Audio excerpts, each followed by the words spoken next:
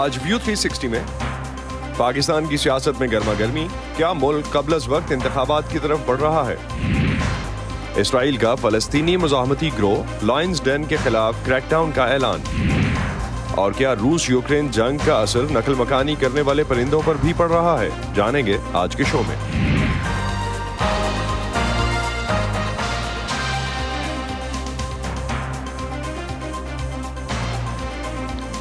Voice of امریکہ کے Washington studios میں آپ سب کو خوش آمدید۔ آپ دیکھ رہے ہیں پروگرام ویو 360 اور میں ہوں اسد اللہ خالد۔ پاکستان کی سیاست میں ایک طرف صوبائی اسمبلیاں تحلیل ہو رہی ہیں، قومی اسمبلی میں ملک کے وزیر اعظم شہباز شریف کو اعتماد کا ووٹ لینے کی بات ہو رہی ہے، اور دوسری طرف اس ویکینڈ پر ہونے والے سندھ کے بلدیاتی انتخابات کے بعد کراچی کے میئر کا فیصلہ بھی صوبائی دارالحکومت کی سیاست میں ہلچل پیدا کیے ہوئے ہے، لیکن سیاسی استحکام ابھی تک دکھائی نہیں دیتا۔ ایک طرف ایسے سیاسی پنڈت ہیں جو سمجھتے ہیں کہ ملک میں نئے انتخابات مسئلے کا واحد حل ہیں، اور دوسری طرف ایک بڑا طبقہ وہ بھی ہے جو سمجھتا ہے کہ اسمبلیوں کو کسی بھی حالت میں اپنی مدت پوری کرنی چاہیے۔ صوبہ پنجاب کی اسمبلی ٹوٹ چکی، خیبر پختونخوا کی اسمبلی کی تحلیل کے لیے پی ٹی آئی کی طرف سے کل کی تاریخ دی گئی ہے۔ تو موجودہ سیاسی حالات میں انتخابات کیا صرف دونوں صوبوں میں ہی کروائے جائیں گے؟ ان قبل از وقت صوبائی انتخابات کا وفاق پر کیا اثر پڑے گا، اور ملک کے جمہوری نظام کے لیے اس صورتحال کا کیا مطلب ہے؟ اس سب پر بات کرتے ہیں۔ پلڈیٹ کے صدر احمد بلال محبوب اس وقت لاہور سے ہمیں جوائن کر رہے ہیں۔ احمد، صوبوں میں تبدیلی سے وفاق میں حکومت کو کیسی مشکلات کا سامنا کرنا پڑ سکتا ہے؟ کیونکہ کچھ ممالک جیسے بھارت میں ریاستی انتخابات ہوتے بھی رہیں تو وفاق پر اس کا اثر نہیں پڑتا۔ جی، ایک تو اس کا اثر بڑا سائیکولوجیکل ہوگا۔ مثلا اگر پنجاب میں پی ٹی آئی بڑی اکثریت کے ساتھ جیت جاتی ہے بالفرض، تو اس کے نتیجے میں جو ایک لوگوں کے ذہنوں میں تاثر پیدا ہوگا پی ٹی آئی کے مومنٹم کا، تو وہ 8-10 مہینے کے بعد جب دوسرے الیکشن ہوں گے تو میرا خیال وہ اس کے اوپر اثر انداز ہوگا۔ اور دوسری بات یہ ہوگی کہ پنجاب میں جب اگر پی ٹی آئی بڑی تعداد میں جیت کے آ جاتی ہے تو پاکستان کا 52% آبادی والا علاقہ اگر پی ٹی آئی کے زیر کنٹرول ہوگا تو اس سے وفاق کی جو حاکمیت ہے یا وفاق میں جو برسر اقتدار پارٹی ہے اس کی حاکمیت ہے وہ بہت ڈائلیوٹ ہو جائے گی۔ تو اس لحاظ سے اور کسی صوبے کا معاملہ ہوتا تو وہ کوئی اور بات ہوتی، لیکن چونکہ یہ پنجاب کا معاملہ ہے جو پاکستان کا اتنا بڑا صوبہ ہے کہ باقی 3 صوبے ملک کے بھی اس سے چھوٹے رہتے ہیں، تو اس لیے اس کے اثرات بہت گہرے ہوں گے۔ اس لیے میرے خیال میں یہ ان انتخابات میں مسلم لیگ نون کے لیے، پی ڈی ایم کے لیے یہ غالباً کم و بیش ڈو اور ڈائی والی سچویشن ہوگی۔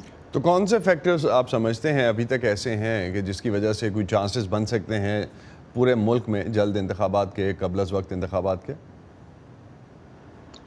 دیکھیے، ایک تو امکان یہ تھا کہ اگر ایم کیو ایم جس طرح اس نے ایک تھریٹن بھی کیا تھا کہ وہ حکومت سے پل آؤٹ کر لے گی کولیشن گورنمنٹ سے، تو اس صورت پہ شاید حکومت کی اکثریت قائم نہ رہ پاتی اور پھر حکومت خود سے گر جاتی اور پھر شاید الیکشن کروانے پڑ جاتے۔ لیکن ایم کیو ایم نے باوجود اس کے کہ وہ ناراض ہے کہ اس نے بلدیاتی انتخابات میں جو مطالبے تھے وہ ان کے پورے نہیں ہوئے، لیکن وہ اتنی ناراض نہیں ہوئی کہ وہ کولیشن سے پل آؤٹ کرے، تو کولیشن میں ابھی تک قائم ہے۔ تو اس کا مطلب یہ ہے کہ یہ حکومت بھی قائم ہے۔ تو اس طرح اگر کوئی اور پارٹی ناراض ہو کے حکومت کو چھوڑ دے تو چونکہ اتنی تھن میجورٹی ہے اس کی، وہ ایک طریقہ ہو سکتا ہے، ورنہ پارٹیاں طے کیے ہوئے ہیں کہ وہ اپنی مدت پوری کریں گی۔ اگست میں وہ اپنا حکومت اسمبلی ڈیزالو ہوگی اور اکتوبر میں الیکشن ہوں گے۔ تو آپ سمجھتے ہیں کسی بھی طرح سے اگر ایزیومنگلی کہ اگر قبل از وقت انتخابات ہو جاتے ہیں اور وہ موجودہ سیاسی عدم استحکام جو ہے اس کو حل کر سکتے ہیں، یا دونوں صوبوں میں بھی اگر الیکشنز ہوتے ہیں تو اس کے بعد بھی سیاسی استحکام کچھ حد تک سامنے آ جائے گا؟ دیکھیے، عدم استحکام اور استحکام دونوں ایک مجھے تو متھ لگتے ہیں، اس لیے کہ جو جمہوری ملک ہوتے ہیں جہاں انتخابات ہوتے ہیں وہاں اس طرح کا عدم استحکام ایک معمول کی چیز ہے۔ ہم سب کو پتہ ہوتا ہے کہ الیکشن ہونے ہیں، الیکشن میں حکومت تبدیل ہو سکتی ہے، صوبے میں حکومت تبدیل ہو سکتی ہے، حکومت کے خلاف عدم اعتماد آ سکتا ہے، حکومت اسمبلی کے ہونے کے باوجود حکومت بدل سکتی ہے۔ تو یہ ایک معمول کا حصہ ہے جمہوری معاشروں میں، خاص طور پہ پارلیمانی جمہوریت کے معاشروں میں یہ معمول کی بات ہے، اور وہ عدم استحکام نہیں ہوتا، وہ ایک جمہوری پروسیس کا حصہ ہوتا ہے۔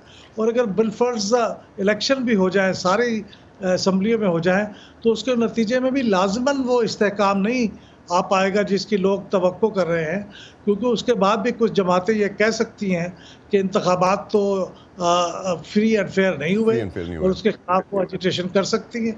تو اس لیے یہ استحکام عدم استحکام یہ ہمارے ہاں تو معمول کی بات ہے، اس میں کوئی غیر معمولی بات ہمیں تو نظر نہیں آتی. احمد صاحب ایک لاسٹ پہ چیز، اگر ہم الیکٹرل فریم ورک پر جو سیاسی ڈائلاگ کے لیے بات ہوتی ہے کہ کچھ حد تک اس حوالے سے ساری پارٹیوں کو مل کے بیٹھنا چاہیے، آپ سمجھتے ہیں یہ وقت مناسب ہے؟ اور اگر ہے تو کتنی امید ہے آپ کو موجودہ ماحول میں کہ ساری جماعتیں مل بیٹھ کے کوئی ایک لائحہ عمل طے کر سکتی ہیں؟ دیکھیے خوش قسمتی کی بات یہ ہے کہ ہمارا الیکٹورل فریم ورک پہلے سے طے شدہ ہے. بہت ایسی مجھے نہیں سمجھ آتی ایسی کیا چیز ہے جس کے اوپر ہمیں بیٹھ کے اتفاق رائے کرنا ہے. وہ ساری باتیں طے ہیں، وہ ہمارے رولز میں لکھی ہوئی ہیں، لاز میں لکھی ہوئی ہیں. ہاں ایک دو باتیں ایسی ہیں، مثال کے طور سے ابھی کیئر ٹیکر گورنمنٹ فارم ہونی ہے پنجاب کے اندر، اس میں 3 دن کے اندر یا تو یہ ایگریمنٹ کر لیں گے، 3 دن میں اسمبلی کی کمیٹی میں فیصلہ ہو جائے گا، نہیں ہوگا تو پھر الیکشن کمیشن طے کر لے گا. اور اسی طرح جب وفاق میں الیکشن ہوں گے تو اس موقع پہ بھی کیئر ٹیکر گورنمنٹ کے اوپر ایگریمنٹ کا معاملہ ہوگا، اور اگر پی ٹی آئی اسمبلی میں واپس نہ آئی تو اس کا تو پھر کوئی رول بھی نہیں ہوگا. تو اس لیے میں سمجھتا ہوں کہ اتفاق رائے ہماری خوش قسمتی ہے کہ آئین کے تھرو اور الیکشنز ایکٹ 2017 کے تھرو سب کچھ طے شدہ ہے. مجھے کچھ ایسا نہیں لگتا جس کی وجہ سے انتخابات کے اندر کوئی خرابی پیدا ہونے کا امکان ہو. تو آپ سمجھتے ہیں کہ یہ اس طرح سے سالو ہو سکتا ہے کہ ساری چیزیں آئین میں درج ہیں؟ بہت شکریہ احمد بلال محبوب، آپ ہمارے ساتھ تھے لاہور سے اور پاکستان کے پولیٹیکل سچویشن پہ اور انتخابی سچویشن پہ بات کر رہے تھے. اور اب کچھ بات کرتے ہیں اسرائیل میں مغربی کنارے پہ جو اس وقت آپریشنز کی بات ہو رہی ہے. اسرائیل نے مغربی کنارے میں ایک مسلح فلسطینی مزاحمتی گروہ ارین الاسود کے خلاف کریک ڈاؤن کا اعلان کیا ہے. ارین الاسود جس کا اردو میں مطلب شیروں کی کچھار بنتا ہے، پچھلے 6 ماہ کے دوران اسرائیلی فوجیوں اور شہریوں پر متعدد حملے کر چکا ہے. اسرائیل کا کہنا ہے کہ یہ ایک دہشت گرد تنظیم ہے، لیکن اسرائیلی موقف اس کے برعکس اگر ہم اسرائیلی موقف کے دیکھتے ہیں تو مغربی کنارے کی گلیوں میں اس تنظیم کے اراکین کو ہیرو سمجھا جاتا ہے. وائس آف امریکہ کی رپورٹ. فلسطینی شہر نابلوس میں ہر طرف شہداء کو خراج تحسین پیش کرنے والے پوسٹرز نظر آئیں گے. یہ نوجوان فلسطینی جنگجوؤں کی ایک نئی تنظیم ارین الاسود کا حصہ تھے. ارین الاسود جس کا اردو میں مطلب شیروں کی کچھار بنتا ہے، اسرائیلی فوجیوں اور شہریوں پر حملے کرتی ہے. گزشتہ چند ماہ کے دوران ان کے درجنوں اراکین کو ہلاک یا گرفتار کیا جا چکا ہے. نابلوس کے شہریوں کے مطابق وہ انہیں آزادی کے لیے لڑنے والے ہیروز مانتے ہیں. جب تک قبضہ جاری رہے گا فلسطینی نوجوان اور بچے تب تک لڑتے رہیں گے. ہم مختلف طریقوں سے قبضے کے خلاف جنگ لڑ رہے ہیں. ہمارا وجود برقرار ہے اور یہ بھی مزاحمت ہے. جس طرح بھی ممکن ہو ہم قبضے کے خلاف لڑتے ہیں، پتھر سے، بندوق سے، جس چیز سے بھی ہم لڑ سکیں. سن 2022 میں اسرائیل اور فلسطین کے درمیان ایک دہائی کے عرصے میں سب سے زیادہ تشدد دیکھنے میں آیا، جس میں 150 فلسطینی اور 25 سے زائد اسرائیلی ہلاک ہوئے. تقریباً 6 ماہ پہلے فلسطینی حملوں کی ایک لہر کے جواب میں اسرائیلی فوج نے مغربی کنارے کے شہروں نابلوس اور جنین میں کریک ڈاؤن شروع کیا. آج بھی اسرائیلی فوج کی جانب سے نابلوس کے علاقے میں جنگجوؤں کو پکڑنے کے لیے عام چھاپے مارے جاتے ہیں جو اکثر پرتشدد ہو جاتے ہیں. میرے بھائی کو سر میں گولی مار کر ہلاک کیا گیا. وہ اپنے گھر کے دروازے پر کھڑا تھا. اسرائیلی فوجیوں سے جھڑپیں ہو رہی تھیں اور انہوں نے اسے سر میں گولی مار دی. اسرائیلی کشیدگی کے بڑھنے کے لیے ذمہ دار ہیں. وہ ہم پر قابض ہیں اور ہر وقت چھاپے مارتے ہیں. نابلوس میں تقریباً 6 ماہ پہلے قائم کی گئی تنظیم ارین الاسود پہلے سے قائم فلسطینی گروپ سے منسلک نہیں اور فلسطینی اتھارٹی کی مخالف ہے، جسے وہ اسرائیل کی سہولت کار انتظامیہ سمجھتے ہیں. مقامی فلسطینیوں کے مطابق مشکل معاشی حالات اور بے روزگاری کی بلند سطح نے ان نوجوانوں کو نا امید اور فکر مند کر دیا ہے کہ نئی انتہائی دائیں بازو کی اسرائیلی حکومت کی پالیسیز مسائل اور پرتشدد جھڑپوں میں اضافہ کریں گی. مزاحمت یقینی طور سے بڑھے گی کیونکہ نیوٹن کے تیسرے قانون کے مطابق ہر عمل کا ایک رد عمل ہوتا ہے. یہ نارمل ہے. یہ توقع کہ حالات مزید بگڑیں گے نارمل ہے. اسرائیل ارین الاسود کو ایک دہشت گرد تنظیم سمجھتا ہے. اسرائیلی فوج کے افسران کا کہنا ہے کہ تنظیم کو ایران سے مدد اور فنڈز مل رہے ہیں. So they wanted to feed and to वो एक ऐसे नए ग्रुप को स्पॉन्सर करना चाहते थे जो कि फ़लस्तीनी अथॉरिटी का ताबे ना हो और जिसे वो मुसल्लह कर सकते हों और जो कि हो सकता है इसराइल से लड़ने वाला अगला ग्रोह बन जाए। लिहाजा उन्होंने उन लोगों को शामिल किया जो फ़लस्तीनी अथॉरिटी की वजह से बेरोज़गार हो चुके थे और जो फ़लस्तीनी अथॉरिटी पर सख्त बरहम थे। उन्होंने हथियार स्मगल करना शुरू कर दिए, ख़ास तौर से उर्दन से, और उर्दन नाबलूस से कुछ ज़्यादा दूर नहीं। इसराइल की नई इंतहा पसंद हुकूमत ने फ़लस्तीनी अस्करियत पसंदों के खिलाफ ज़्यादा सख्त रवैया अपनाने का अज़म जाहिर किया है, जबकि यहाँ मौजूद फ़लस्तीनियों का कहना है कि वो लड़ना नहीं छोड़ेंगे और बहुत सौ को खदशा है कि झड़पों में इजाफा होगा। लिंडा ग्रेटसीन के लिए Ayesha Khalid, voice of America. तुर्की की एक अदालत ने मुल्क की मेडिकल एसोसिएशन की सरबराह को दहशतगर्दी के हवाले से प्रोपेगेंडा करने पर सज़ा सुना दी है। इंसानी हुकूक की तंजीमें खबरदार कर रही हैं कि इस साल मुल्क में होने वाले इंतखाबात से पहले तुर्की में सिविल सोसाइटी के खिलाफ क्रैकडाउन में शिद्दत आने का इम्कान है। पुलिस की भारी मौजूदगी में बुध के रोज सिविल सोसाइटी की तंजीमें और दुनिया भर से मेडिकल एसोसिएशंस के साथ शामिल डॉक्टर इस्तांबुल की एक अदालत के बाहर जमा हुए और तुर्की की मेडिकल एसोसिएशन की सरबराह शबनम कुरोर शानचांशा को बरी करने का मुतालबा किया, लेकिन कोई फ़ायदा नहीं हुआ। एक मारूफ फ्रेंसिक डॉक्टर शबनम को दहशतगर्दों के लिए प्रोपेगेंडा फैलाने के जुर्म में उस वक्त सज़ा सुनाई गई जब उन्होंने तुर्क फ़ौज की जानिब से इराक में कुर्द अस्करियत पसंदों के ख़िलाफ़ कीमियाई हथियारों के इस्तेमाल के इल्ज़ामात की आज़ादाना तहकीकात का मुतालबा किया, जिसकी तुर्क फ़ौज सख्ती से तरदीद करती है। ये मुकदमा अदालत में जाना ही नहीं चाहिए था, ये एक शर्मनाक फैसला है। शबनम को 3 साल से कम की सज़ा के साथ रहा कर दिया गया। वो अक्टूबर से जेल में बंद थी जब पुलिस ने सुबह सवेरे छापा मार कर उन्हें उनके घर से हिरासत में लिया था। एक मुमताज़ डॉक्टर और तुर्क सिविल सोसाइटी की सरकर्दा रुकन शबनम की गिरफ्तारी और सज़ा को इंसानी हुकूक की तंजीमें एक भरपूर सियासी पैगाम के तौर पर देखती हैं। शबनम कुरोर संजांचा जैसी किसी फर्द के खिलाफ कानूनी चाराजोई करना एक इंतहाई गैर मुतनासिब रद्द अमल है। यहाँ असल मसला ये है कि हुकाम या हुकूमत तुर्की की मेडिकल एसोसिएशन से बहुत नाखुश हैं, क्योंकि इसने सेहत आमा के मसाइल के बारे में तनकीदी बयानात दिए हैं। शबनम तुर्की की मेडिकल एसोसिएशन की सरबराह की हैसियत से डॉक्टरों की हामी थी, जिन्होंने हुकूमत के कोविड से निमटने के इक़दामात और उस वक्त के हालात के खिलाफ एहतजाज किया। ज़्यादातर मीडिया हुकूमत के कंट्रोल में होने के बायस तुर्की की सिविल सोसाइटी हुकूमत पर तनकीद करने वाले आखिरी प्लेटफॉर्म्स में से एक है।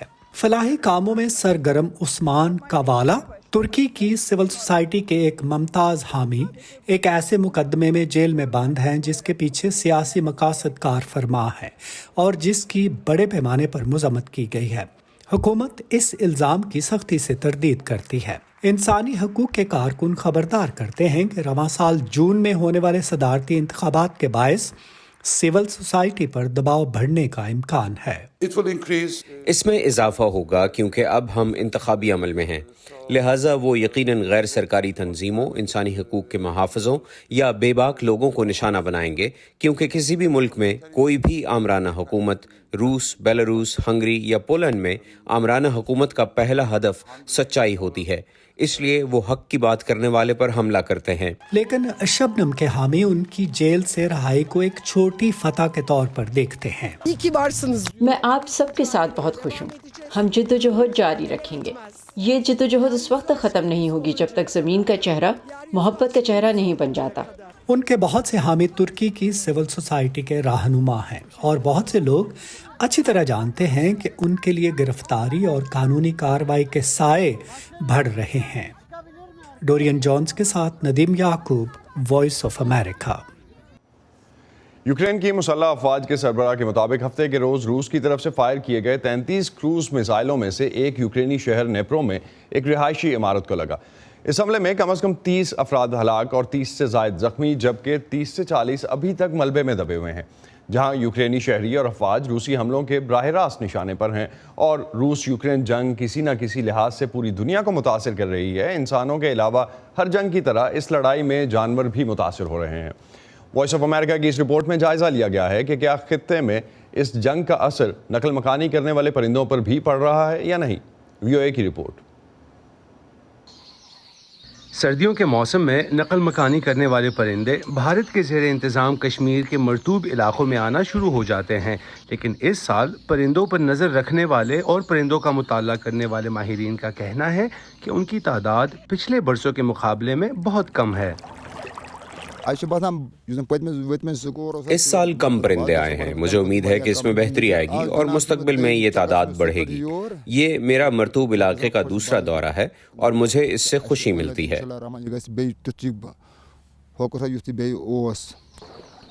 پرندوں کے ماہر عرفان جیلانی کا کہنا ہے کہ دور دراز یوکرین میں جنگ یورپ سے پرندوں کی کشمیر کے مرطوب علاقوں کی طرف ہجرت کو روک رہی ہے.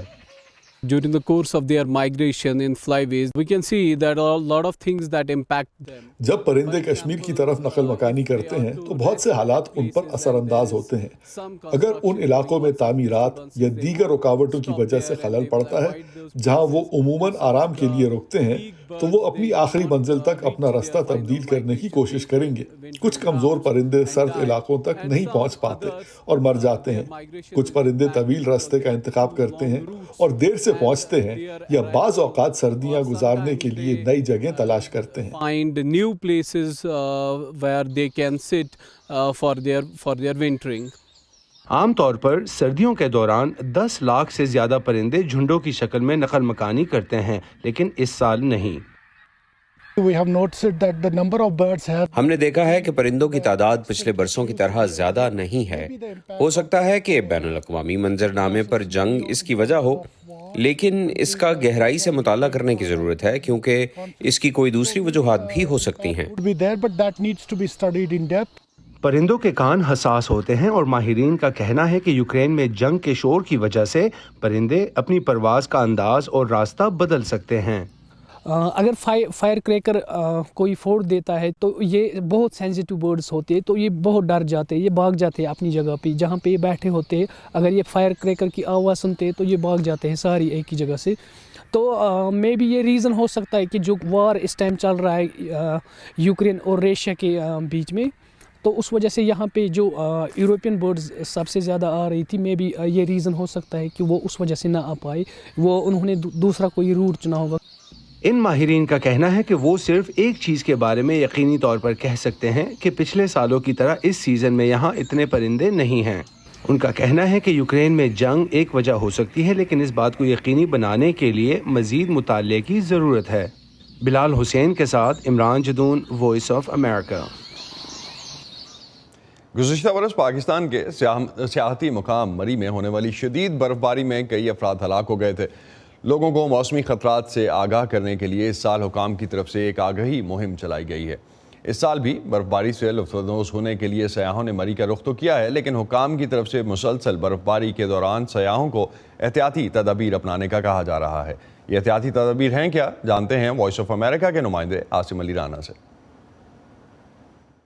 مری میں ایک بار پھر شدید برف باری کا سلسلہ شروع ہو چکا ہے. مری وہ جگہ جہاں پاکستان بھر سے سیاح بڑی تعداد میں یہاں پر آتے ہیں اور اس برف باری سے لطف اندوز ہوتے ہیں، لیکن یہ برف باری بعض اوقات ان کی مشکلات کا باعث بن جاتی ہے. مری میں آنے والے سیاحوں کی مشکلات کی ایک بڑی وجہ یہ بھی ہے کہ یہاں آنے والے سیاحوں کو برف باری میں کس طریقے سے موو کرنا ہے، کس طریقے سے اپنی گاڑی چلانی ہے، کہاں پہ رہنا ہے اور خود کو محفوظ کیسے رکھنا ہے، اس بارے میں ان کو نالج نہیں ہوتا. مری کی شدید برف باری میں سب سے اہم مسئلہ گاڑی کا ہوتا ہے. گاڑی جو اس سڑک سے گزرتی ہے، جب شدید برف پڑتی ہے تو اس کے اوپر بلاکیج کا جو ہے وہ امکان زیادہ بڑھ جاتا ہے. اس میں سب سے بہتر یہ ہوتا ہے کہ جب بھی آپ اپنی گاڑی لے کر آئیں تو اس کے ٹائر جو ہیں وہ وہاں پر درست حالت میں ہو. گاڑی میں ٹائر کا جو پریشر ہے وہ عام طور پر 30 تک ہوتا ہے، لیکن اس کو کم کر 24 یا 25 تک کر دیا جائے تاکہ ٹائر تھوڑا سا بیٹھا ہوا ہو اور وہ آسانی سے گرپ کر سکے اور روڈ کے اوپر موو کر سکے. اس کے ساتھ ساتھ جہاں بہت زیادہ برف باری ہو تو اس کے لیے اپنے ساتھ چینز جو ہیں وہ لانا بہت ضروری ہے تاکہ اس چینز گاڑی کے ٹائر پہ چڑھا کر آسانی سے موو کیا جا سکے. اس کے ساتھ ساتھ کبھی بھی جب بھی آپ کسی ایسی سچویشن میں پھنسے ہوں تو گاڑی کے شیشے مکمل طور پر بند نہیں کیے جائیں، بلکہ تھوڑا سے شیشے کھول کے رکھے جائیں. ہیٹر آپ استعمال کریں لیکن بہت ہلکی اور گاڑی ہر کچھ دیر کے بعد اس کو لازمی طور پر بند کریں، اور جو اس کی وینٹ کے لیے جو اس کا آخر میں جو اس کا ایگزاسٹ ہے جہاں سے ہونا ہے سائلنسر جو ہے اس کو کلیئر ہر صورت میں رکھا جائے، ادروائز کاربن مونوآکسائڈ جو گاڑی کے اندر جو ہوتی ہے وہ اندر آنے لگ جاتی ہے اور وہ کچھ ہی دیر میں ہلاکت کا باعث بھی بن سکتی ہے، جیسا کہ گزشتہ سال مری میں ہوا تھا۔ اس کے ساتھ ساتھ جو پولیس کے جو ہے وہ ریسکیو 15 اس کا نمبر ہے، 15 کے اوپر رابطہ کیا جا سکتا ہے۔ اس کے ساتھ ساتھ ریسکیو 1122 جو ہے وہ یہاں پر ایک امدادی سروس ہے جس کے ساتھ فوری طور پر رابطہ کیا جا سکتا ہے۔ یہ تمام نمبرز آپ کو ہر حال میں معلوم ہونے چاہیے تاکہ جیسے ہی ایسی صورتحال ہو تو اس کے بعد آپ فوری طور پر ان اداروں کو بتا سکیں تاکہ آپ کو مدد فراہم کی جا سکے۔ کیمرامین واجد علی کے ساتھ عاصم علی رانا، وائس آف امریکہ، مری۔ حرف سے حرف جوڑ کر بنانا، لفظ بنانا ایک دلچسپ کھیل ہے۔ انٹرنیٹ پر اکثر انگریزی زبان میں ایسے گیمز دستیاب ہیں، اسکریبل، کراس ورڈ یا اس جیسی کئی گیمز تو شاید ہم جانتے ہوں گے، لیکن اب اردو میں hijje.com نامی ایک ویب سائٹ لانچ کی گئی ہے۔ یہ ویب سائٹ کیسے بنائی گئی اور کس عمر کے لوگوں میں مقبول ہو رہی ہے، نوید نسیم کی رپورٹ۔ سردیوں کے موسم میں نقل مکانی کرنے والے پرندے بھارت کے زیر انتظام کشمیر کے مرطوب علاقوں میں آنا شروع ہو جاتے ہیں، لیکن اس سال پرندوں پر نظر رکھنے والے اور پرندوں کا مطالعہ کرنے والے ماہرین کا کہنا ہے کہ ان کی تعداد پچھلے برسوں کے مقابلے میں بہت کم ہے۔ اس سال کم پرندے آئے ہیں، مجھے امید ہے کہ اس میں بہتری آئے گی اور مستقبل میں یہ تعداد بڑھے گی۔ یہ میرا مرطوب علاقے کا دوسرا دورہ ہے اور مجھے اس سے خوشی ملتی ہے۔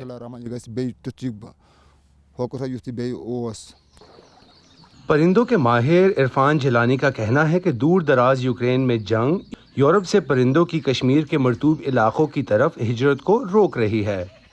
During the course of their migration in flyways, we can see that a lot of things that impact them. جب پرندے کشمیر کی طرف نقل مکانی کرتے ہیں تو بہت سے حالات ان پر اثر انداز ہوتے ہیں۔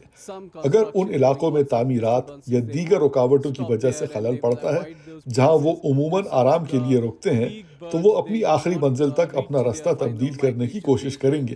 کچھ کمزور پرندے سرد علاقوں تک نہیں پہنچ پاتے اور مر جاتے ہیں۔ کچھ پرندے طویل راستے کا انتخاب کرتے ہیں اور دیر سے پہنچتے ہیں یا بعض اوقات سردیاں گزارنے کے لیے نئی جگہیں تلاش کرتے ہیں۔ Find new places where they can sit for their wintering.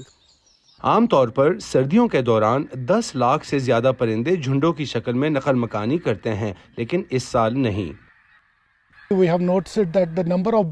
ہم نے دیکھا ہے کہ پرندوں کی تعداد پچھلے برسوں کی طرح زیادہ نہیں ہے۔ ہو سکتا ہے کہ بین الاقوامی منظرنامے پر جنگ اس کی وجہ ہو، لیکن اس کا گہرائی سے مطالعہ کرنے کی ضرورت ہے کیونکہ اس کی کوئی دوسری وجوہات بھی ہو سکتی ہیں۔ پرندوں کے کان حساس ہوتے ہیں اور ماہرین کا کہنا ہے کہ یوکرین میں جنگ کے شور کی وجہ سے پرندے اپنی پرواز کا انداز اور راستہ بدل سکتے ہیں۔ اگر فائر کریکر کوئی فوڑ دیتا ہے تو یہ بہت سینسیٹیو برڈز ہوتے ہیں، تو یہ بہت ڈر جاتے ہیں، یہ بھاگ جاتے ہیں اپنی جگہ پہ جہاں پہ یہ بیٹھے ہوتے ہیں۔ اگر یہ فائر کریکر کی آواز سنتے ہیں تو یہ بھاگ جاتے ہیں ساری ایک ہی جگہ سے۔ تو مے بی یہ ریزن ہو سکتا ہے کہ جو وار اس ٹائم چل رہا ہے یوکرین اور ریشیا کے بیچ میں، تو اس وجہ سے یہاں پہ جو یورپین برڈز سب سے زیادہ آ رہی تھی، مے بی یہ ریزن ہو سکتا ہے کہ وہ اس وجہ سے نہ آ پائے، وہ انہوں نے دوسرا کوئی روٹ چنا ہوگا۔ ان ماہرین کا کہنا ہے کہ وہ صرف ایک چیز کے بارے میں یقینی طور پر کہہ سکتے ہیں کہ پچھلے سالوں کی طرح اس سیزن میں یہاں اتنے پرندے نہیں ہیں۔